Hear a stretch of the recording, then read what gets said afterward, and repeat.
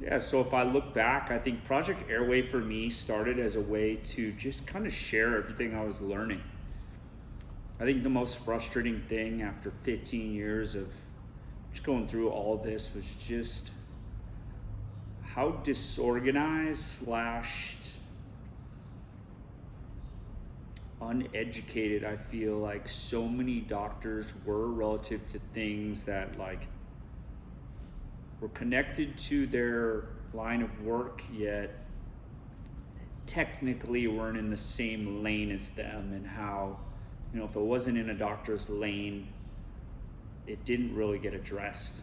And I think when I look back now, when it comes to airway, it's basically like this transdisciplinary approach. You take the ENT, the myofunctional therapist, the orthodontist, dentist, you take the sleep doctor, the primary doctor, and how do you find answers in this space that's growing faster and faster every day, where the philosophy of what to do here is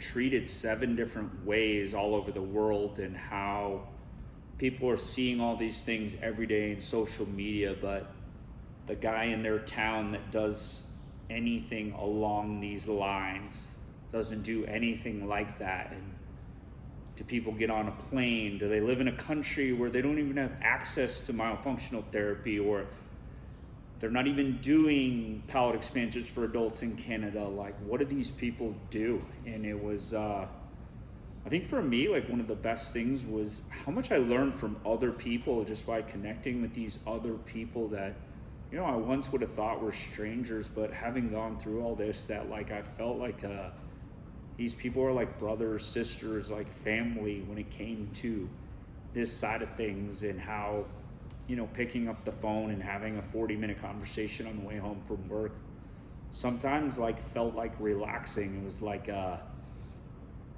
giving back or helping others, just because it was, the right thing to do.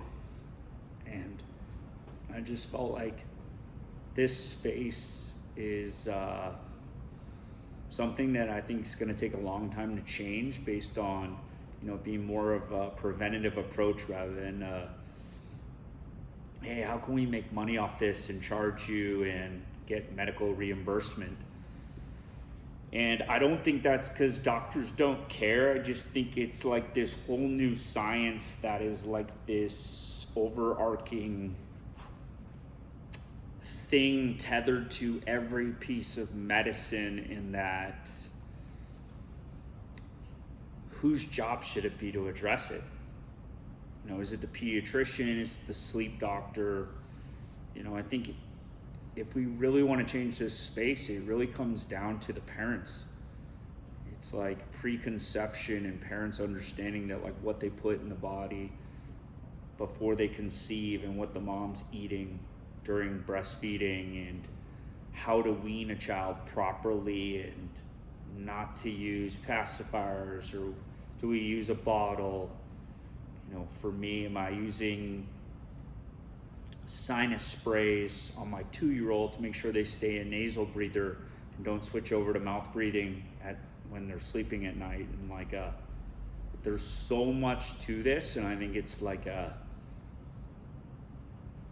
hundreds of years ago, we just all ended up okay because we had so many things in our favor.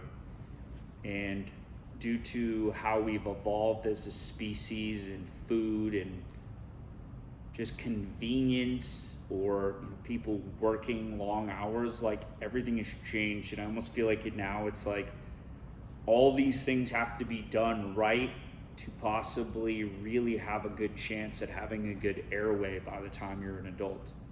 Otherwise, there's all these things that people have to go back and do, from surgery or CPAP, as adults, to make things right. And some of this stuff can't be changed once we're done growing. And then when we are growing, it's so easy to change these things when our palates are soft like clay. We're 6, 7, 8 years old. it takes almost nothing to make these changes, and then you see as an adult what it takes, and it's just crazy. And I guess for me, it's like